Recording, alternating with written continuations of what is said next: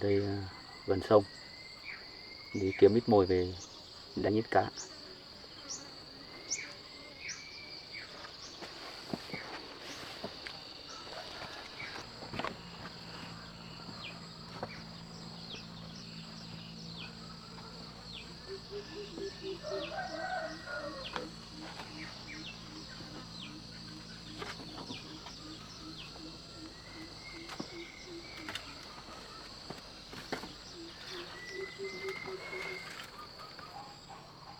Thì chiếc bẫy cá này của chủ nhà cũng vẫn còn dùng được.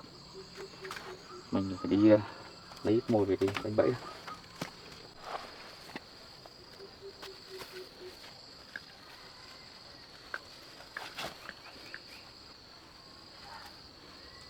Chung vẫn dùng tốt. Rồi, đây này, mồi đã.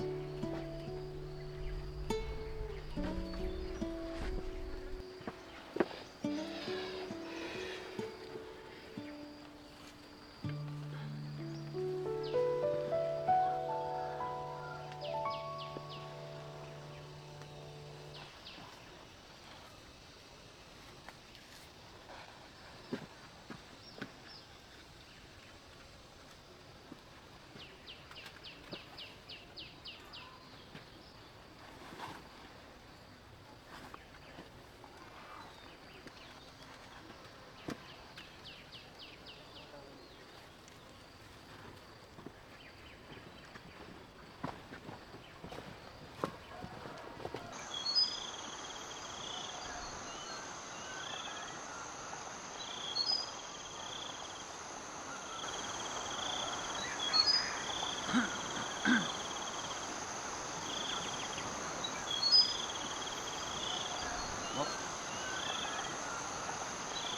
cho cao nhá.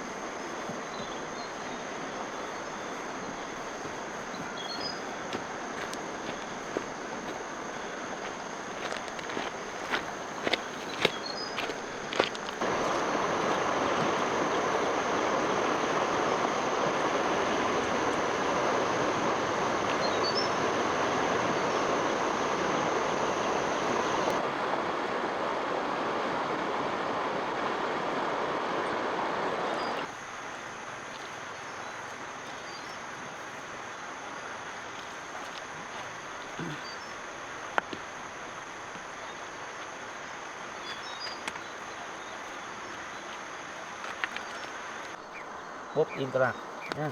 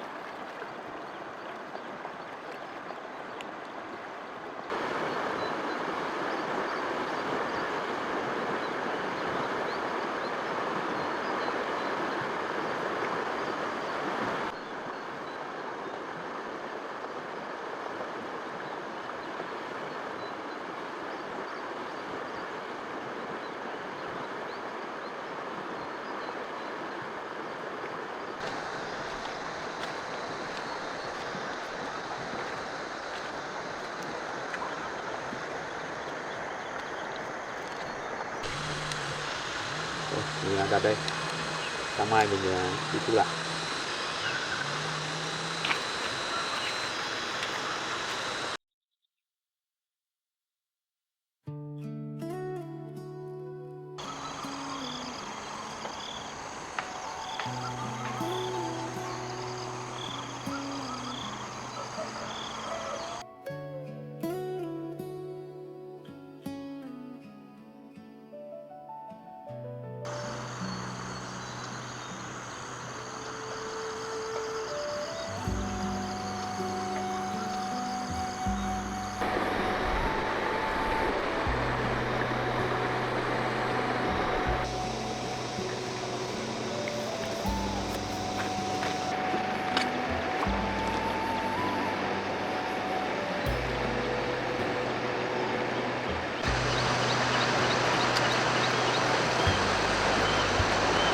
bạn sẽ bắt được cá.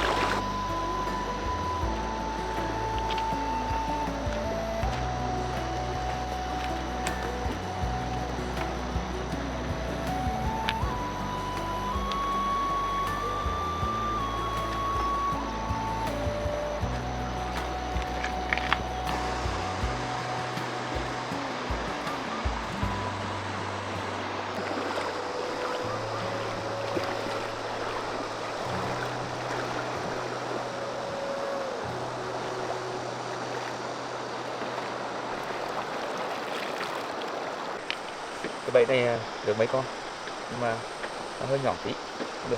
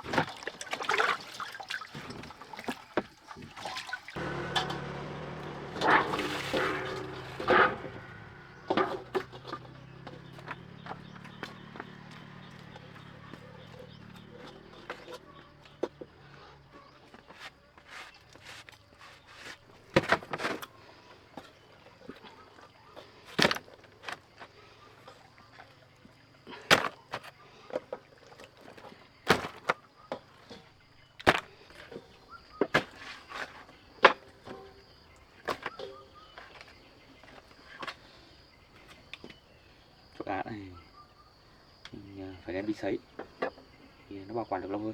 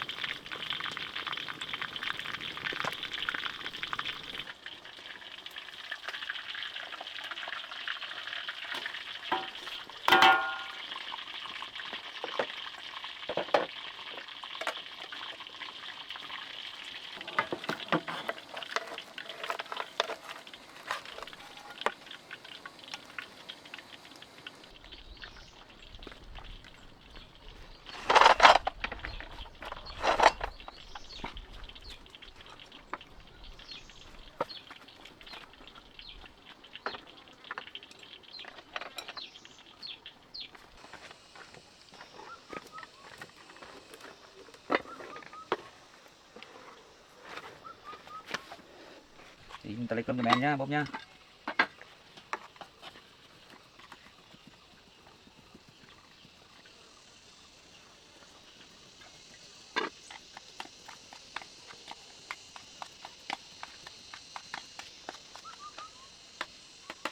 Rồi bóp nè, qua đây.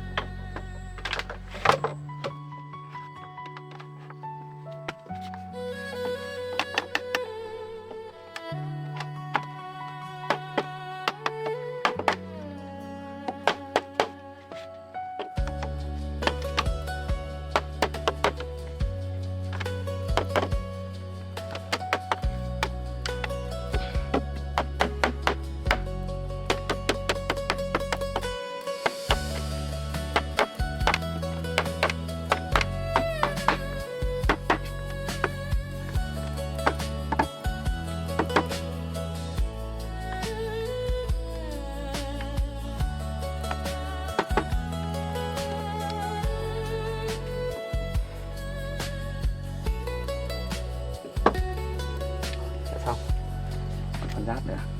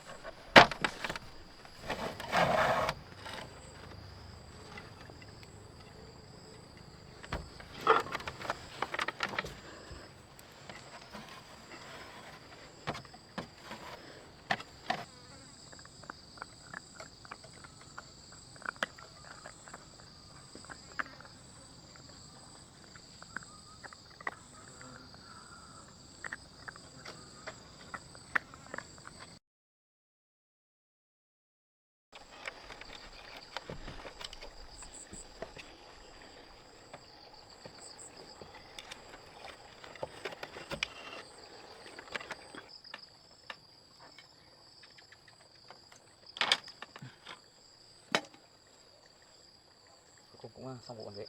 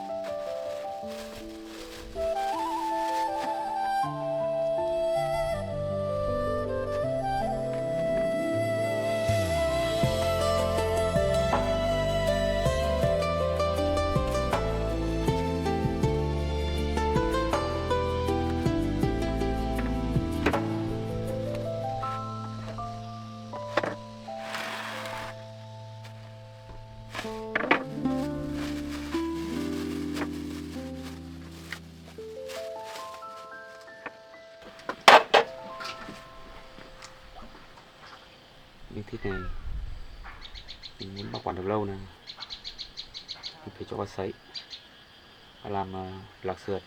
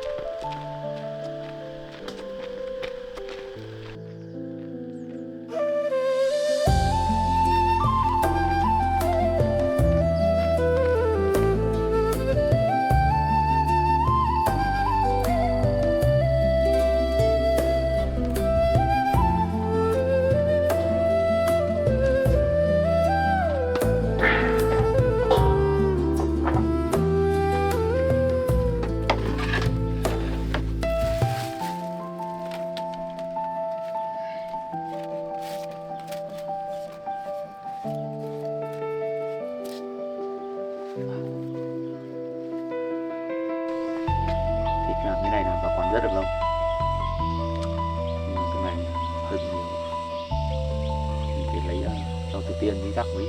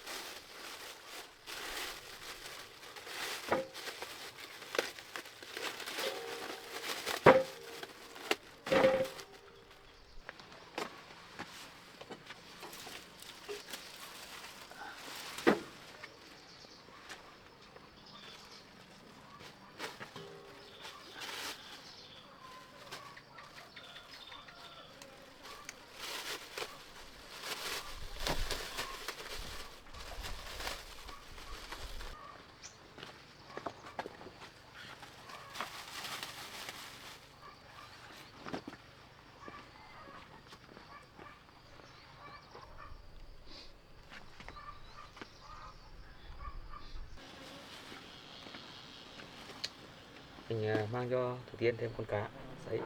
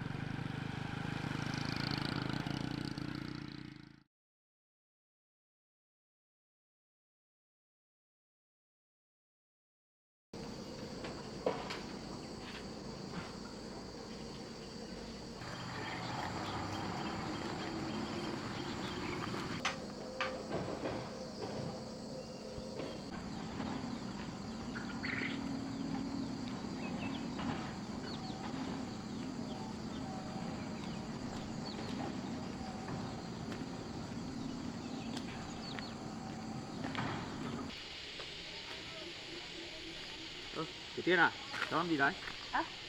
Bác. Cháu hái rau à? Vâng, cháu đang hái ít rau. À đấy à? Bác vào nhà đã. Ừ. Lâu lắm rồi cháu không gặp bác. Thì hôm nay bác từ ngày chuyển vào trại rồi thì bác cũng đang tôn tạo lại những cái gì nó À vậy ạ? Chắc là lâm trại bây giờ đẹp lắm rồi bác nhỉ? Hôm cháu cũng nghe anh Cát nói chuyện. À mà bác vào đây uống nước đã. Cháu tranh thủ đang bảo là hái ít rau rồi. Nấu cơm hay thì bác ở đây ăn cơm với cháu luôn. Anh Cát đi đâu rồi cháu? Dạ. À anh đang đi làm chắc là chưa về bác ạ. Đi qua không thấy có nhà. Vâng. Bác cũng thấy được ít thịt. Thì bác mang lên cho Thủ Tiên nhé. Vậy ạ? Vâng. Vâng con bác nhỉ? Vâng. Thế con xin bác ạ. Có cả cá hả bác? Cả cá. Con giữ khéo tay thật đấy. Đi ra đi. Con xin bác nhé. Anh chắc là phải muốn ăn nước mấy gì bác ạ. Vâng. Con mời bác uống nước.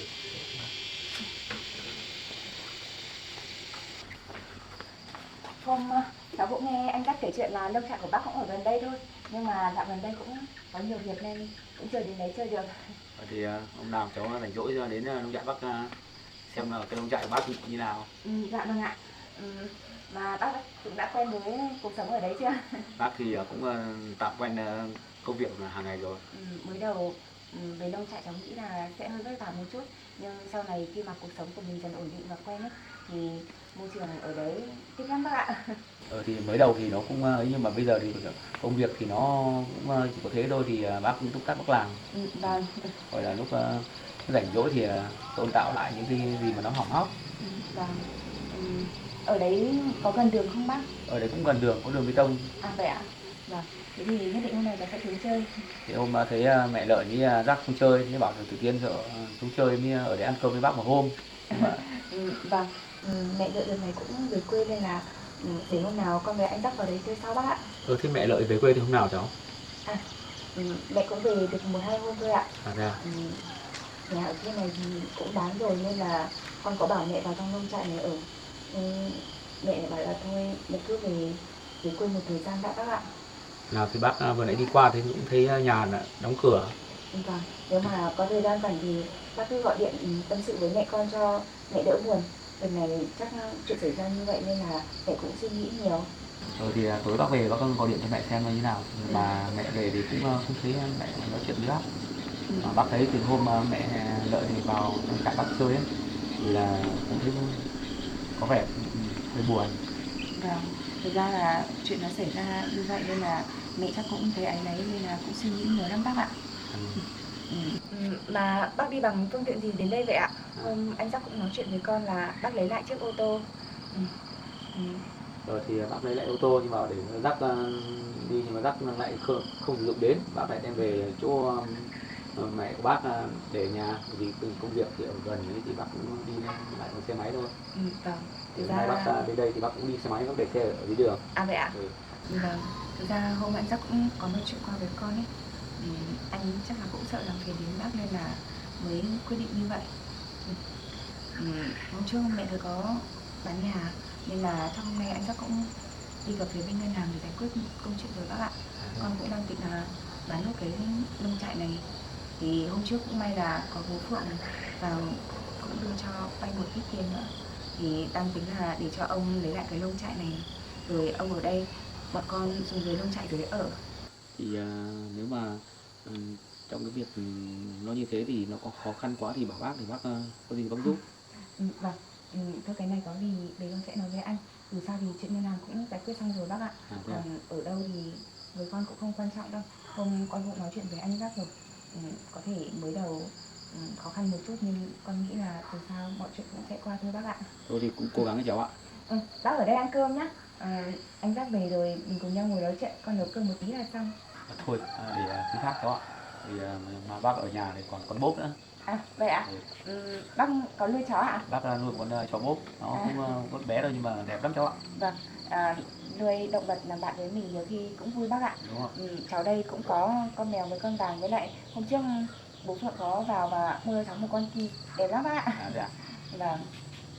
Hôm nào thì cháu xếp thời gian xuống bác chơi, mà trang trại bác nhiều chanh lắm, thì cháu xuống đi thu hoạch. À vậy ạ?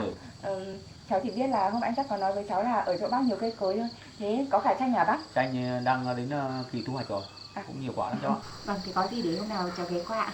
Mà bác cũng uống nước đi. Cháu luôn. Vâng ạ. Bác thì cũng muốn xin phép bác về, còn bác cháu cũng về nói chuyện với lại đi Giác. Còn chuyện mẹ Lợi thì để tối về bác điện để hỏi thăm mẹ xong. Hay là bác ở đây, chắc anh chắc cũng sắp về rồi mà. Thôi để lúc khác bác lên đi nhé. Hay là cháu ra vườn hái bác một ít rau cầm về ăn. Rau thì ở vườn bác cũng có ít rau rồi. Thì để khác là bác ghé qua xong. Vâng ạ, cháu trồng được mỗi ít rau với lại cà chua. Bác xin phép ông về đây. Vâng, thế thì cháu cảm ơn bác ạ. Bác về nhé. Vâng, thì cháu chào bác ạ.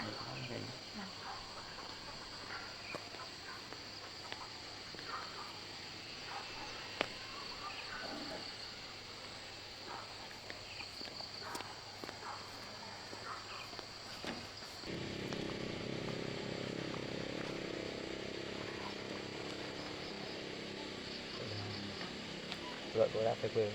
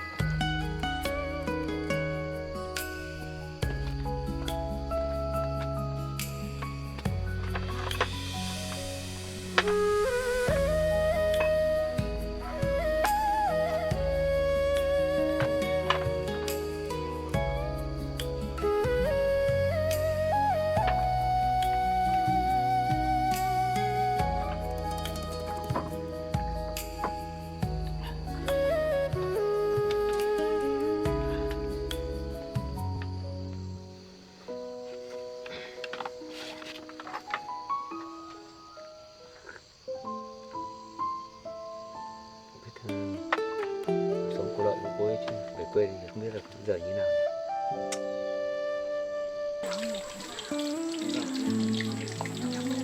Ôi rồi.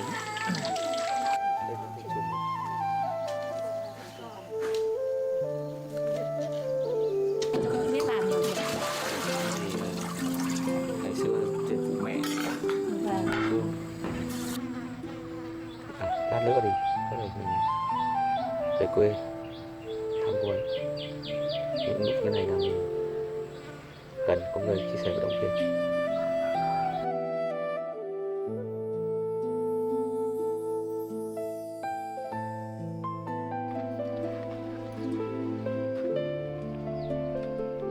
Nên gọi điện cho cô ấy nhỉ?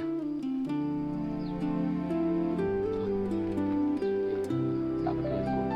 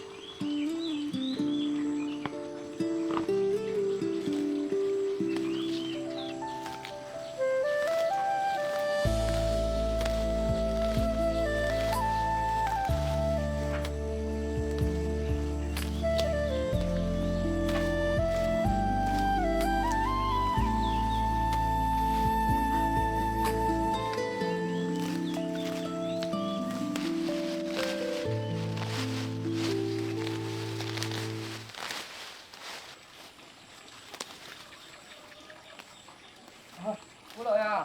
Dạ. Lên đấy không phải làm nhiều đâu. Vâng Nghỉ thôi nghe. anh cứ vào nhà nghỉ đi em à. Làm tranh thủ một lúc cho nó sạch anh ạ. Cái chỗ này nó nhiều rau quá. Em em cũng làm cho nó khuây khỏa anh ạ. Vâng. Em làm xong chỗ này xong là em đi vặt mấy quả dưa anh ạ. Vâng ạ.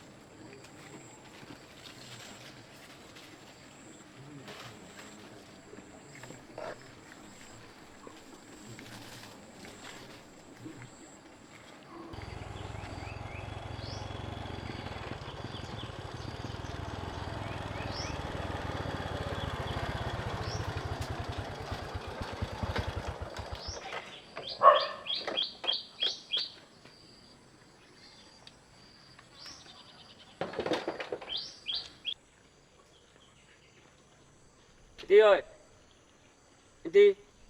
Ôi, ai gọi đi về?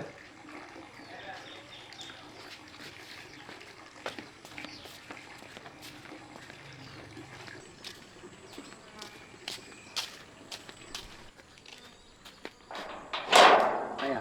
Chú hỏi ai đây nhỉ? Em là Dũng đây. Em là Dũng, em là bạn của cô Lợi. Vâng. Anh cũng nhận ra em à? Nhận. Giờ anh nhận ra chú. Vâng, em ở trên thành phố về. Vâng. Thành phố về. Đi. Giờ em nhận ra, mời chú vào nhà uống nước. Vâng, vâng.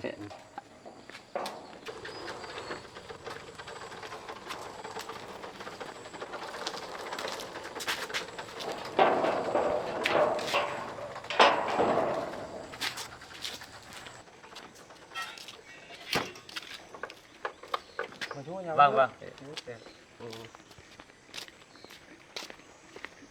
nước. Lâu lắm rồi anh mới lại gặp chú dạo này công tác kia đâu? Vâng, em cũng lâu em cứ về đây. Ngồi nước cho mát. Vâng.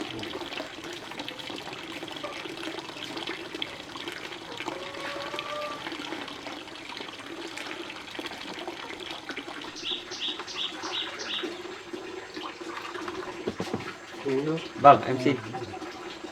Mời chú uống nước đi. Vâng, anh uống nước. Chú về thăm anh có việc gì nữa không? Vâng, em cũng có một chút việc. Thì cũng nghe các cháu nói, bảo trước tiên là về cũng thăm gia đình. Em có chút việc mới gặp cô Lợi một tí. Cô Lợi vừa ấy ở đây, thế cô à? làm cỏ cho chẳng biết cô ấy chạy đi đâu, vừa chạy ra ngoài vườn đi đâu. Vâng.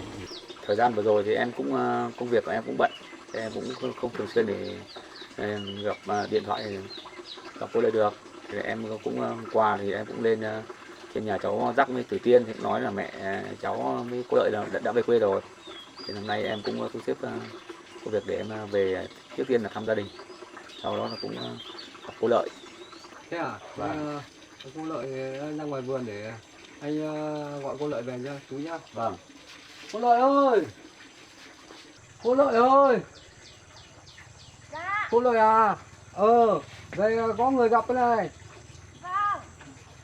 Vâng. Cô Lợi ra ngoài vườn, lát cô sẽ Vâng. về chú ạ. Vâng, vâng. Này chú uống nước đi. Vâng. Chờ một lát cô Lợi sẽ về. Vâng.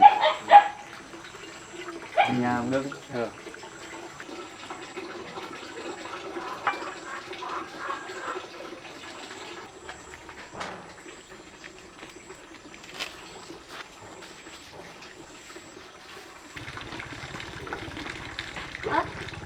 Anh Dũng à?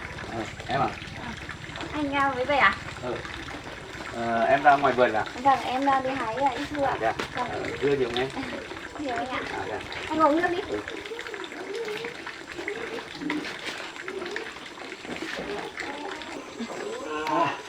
Anh cô chú ngồi uống nước nhá. Vâng. Anh có tí việc ra ngoài này tí. Vâng, Vâng ạ. Anh về lâu chưa ạ? Anh vừa qua em ạ. Vâng. Hôm qua thì anh cũng lên chỗ Tử Tiên. Tử Tiên nó cũng cháu cũng nói là em đã về quê. Thì anh cũng nay sắp xếp công việc để anh cũng về ghé qua đây thăm em đi xem là em có khỏe không.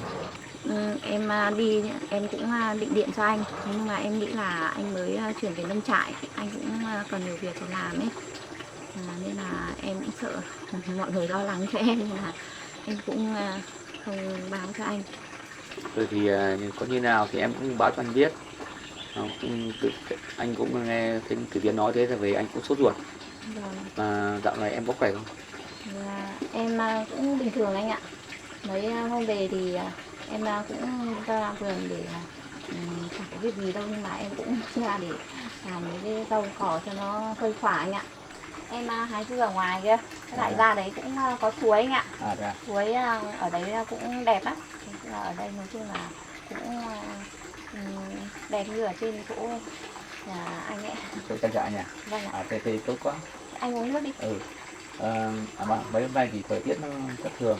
Thì cái vai ấy của em bây giờ nó có đau lắm không? Mà từ hôm cháu Sắc mua thuốc đấy uống thì em cũng thấy đỡ nhiều rồi anh ạ. Thế thì tốt rồi. Vâng ạ. Anh uống nước đi ạ. Em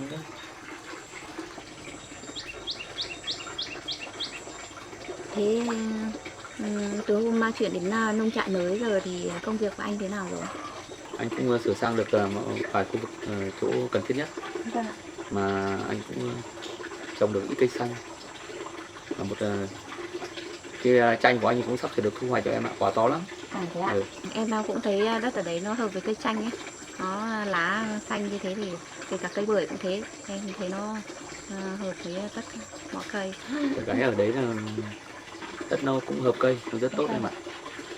Mà anh lên thì cũng được từ tiên nó nói chuyện, đi gác nói chuyện là em đã bán nhà thì thôi, cái việc gì nó đã xảy ra rồi thì thôi em cũng đừng suy nghĩ nhiều thì ảnh hưởng đến sức khỏe.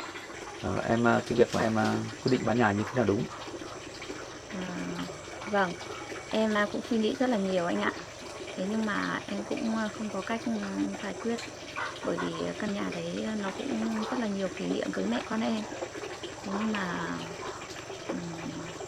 cái số tiền nó quá lớn mà cứ để cho cháu Dắt phải lo lắng thì cháu cũng không lo được việc của công ty, nên em cũng quyết định bán đi để cho cháu trang trải, còn thiếu bao nhiêu thì mẹ con em xoay sở sau này cho cháu còn tập trung vào công việc anh ạ. Anh biết cái sự việc nó xảy ra như thế rồi, hay là để cho anh giúp em với cháu Dắt một phần? Vâng, em cũng biết là anh muốn giúp mẹ con em từ đầu. Thế nhưng mà em cũng biết là anh vừa mới chuộc lại chiếc xe cho cháu Dắt, và anh lại muốn mua nông trại nữa. Và cháu Dắt cũng bảo với em là nghĩa là cháu đã xoay sở đủ rồi anh ạ. Nên là anh cứ yên tâm.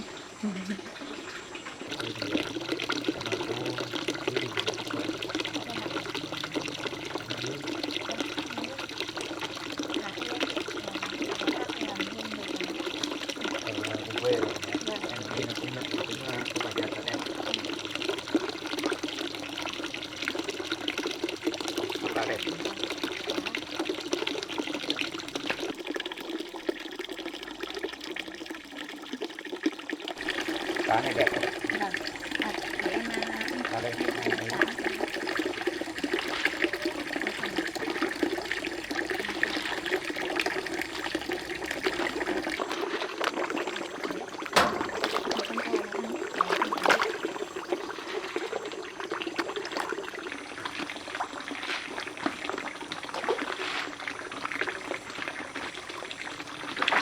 Đầu tiên thì Dắt lo cho em lắm đấy em. Vâng, em cũng biết là mọi người rất là lo cho em. Thế nhưng mà em cũng bảo với các cháu rồi, em phải chơi một thời gian để cho nó khuây khỏa, và để định chương trình rồi em làm nghề với các cháu. Thế là ở đây thời gian sẽ có không cần phải nào đấy thì tăng đóng lên phố.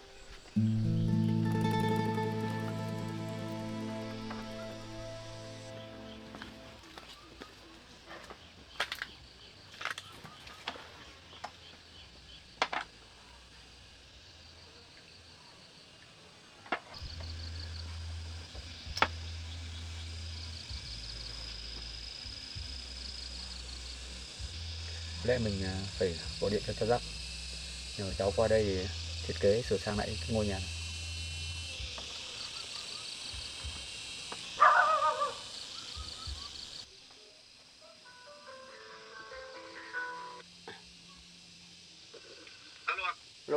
Cháu Giác à? Vâng, cháu đây ạ, bác Dũng ạ. Cháu đang ở đâu đấy? Cháu đang ở trên công ty bác ạ. À thế à? Cháu có bận không thì bác muốn nhờ cháu một việc. Bây giờ luôn á. Ừ. Qua trang trại bác có một chút việc muốn nhờ cháu. Thế vâng, để lát nữa cháu qua bác nhá. Rồi. Thế tí qua đây bác nhá. Vâng ạ. Lát nữa cháu qua. Rồi nhá.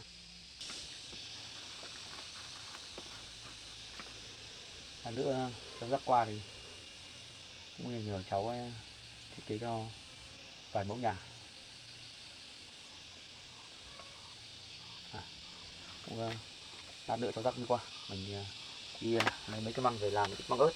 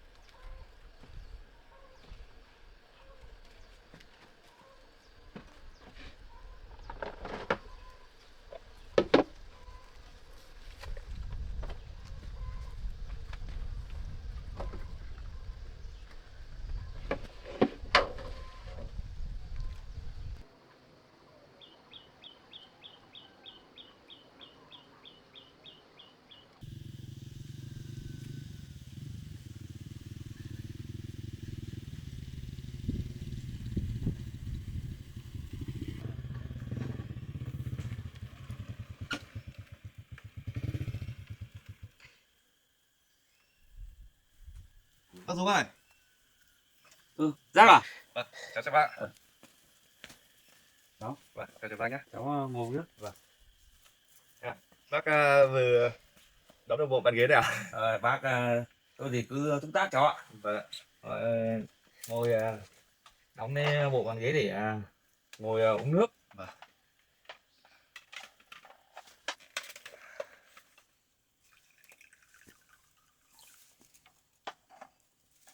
Cháu uống nước đi. Dạ vâng. Chào bác nữa. Cháu uống nước đi. Bác Dũng à, hôm trước cháu nghe Tử Tiên nói là hôm bác có về nông trại cháu thăm gia đình, nhưng mà hôm nay cháu có việc bận nên là về muộn một chút bác ạ. Vừa qua đây thì bác cũng còn ghé qua thăm trên nhà cháu. Thì hôm đấy là bác cũng đến thì cháu cũng không ở nhà về cái việc. Thì bác cũng được nghe câu chuyện là mẹ cháu là đã về quê. Vâng, mọi chuyện của gia đình cháu thì bác cũng đã biết rồi đúng không ạ? Thì thực ra câu chuyện thì nó rất là đáng tiếc, và hiện tại thì mẹ cháu cũng đã về quê. Cháu cũng rất đáng tiếc về cái điều đó. Mà bác từ đấy bác điện cho mẹ cháu chưa ạ?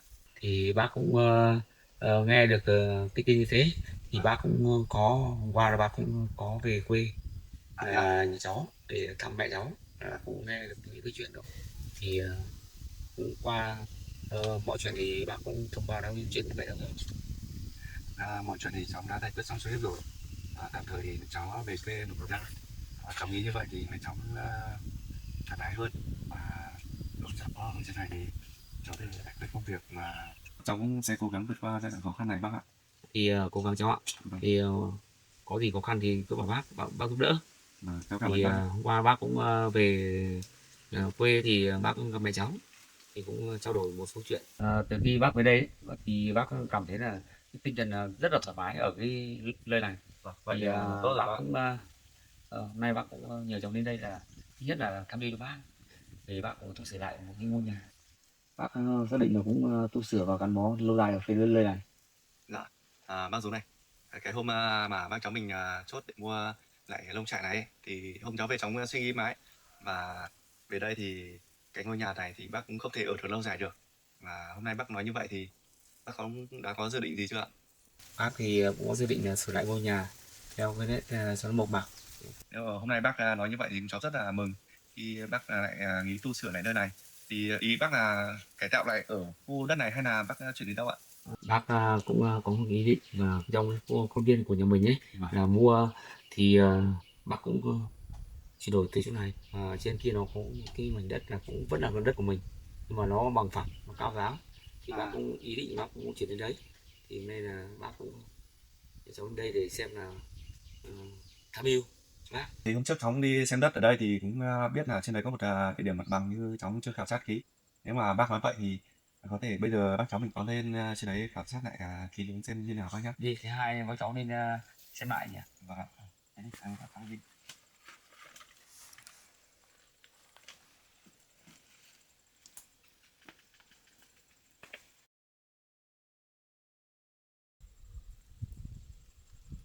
Ở đây bác đã trồng hết keo rồi đúng không? Keo đây bác mới trồng. Thôi đất này mà cháu thì mình cứ trồng cái nông nghiệp này thì cái nông nghiệp thì phát triển rất là nhanh. Khoảng độ 5 năm là những một độ thu. Đúng rồi. Nhưng mà từ hôm về đây bác có gặp vấn đề gì khó khăn ở nông trại mới không ạ? Bác thì cũng chẳng có gì để gặp khó khăn cháu ạ, rất là thuận hòa. Thế thì bác cháu mình lên chỗ địa điểm mới xem thế nào, nếu mà được thì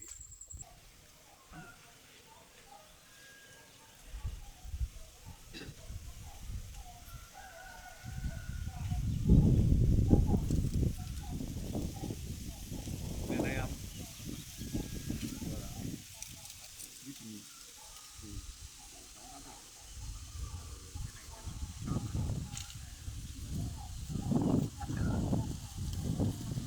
Trước thì cháu cũng đi xem đất thì cháu cũng có qua thôi, nhưng mà chưa khảo sát được thực tế. Cháu thấy khu vực này thì cũng khá là thích hợp để mình làm nông trại và sinh sống về sau này đấy. Bác ơi, đây là không gian, là nó cũng tận dưới đây. Đúng rồi. Đất của khu vực mình mua ấy thì là xuống hết cái khu vực đấy. Đúng không? Ở đây thì họ cũng đã là san phẳng cho mình làm cái lề để mình có thể làm nông trại trong này. Đi qua một vòng thì bác cũng lấy cho tôi cũng là cao, bao quát và Cháu thấy ở trên này hiệu rất là hóng mắt bác ạ. thì bác cũng như thế. Thì theo ý cháu thì tham gia với bác thì xem như nào. Vâng, thế bác cho cháu hỏi là bác muốn cơ sở vật chất như nào ạ? Bác làm khám nghiên cứu là đơn giản. Nếu mà bác quyết định chuyển nông trại lên trên này ấy, thì cháu nghĩ là bác sẽ dựng một căn nhà gỗ ở đây để nó mộc mạc với thiên nhiên, để vẫn giữ được cái nét đẹp của thôn quê như bác mong muốn ạ. Thì bác nghĩ sao ạ?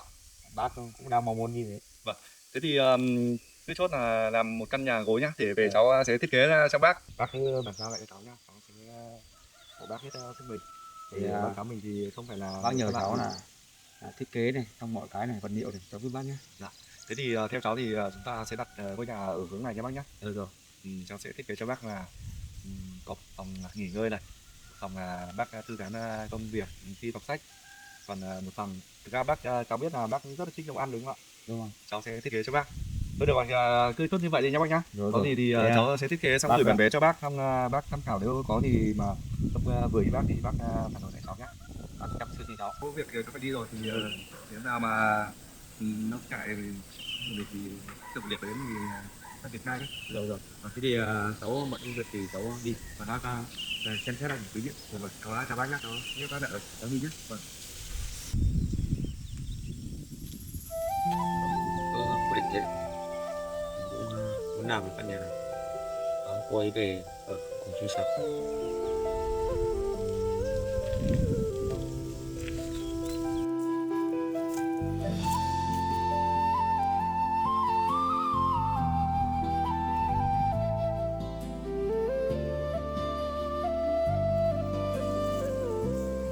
Mình ở đây là yên bình.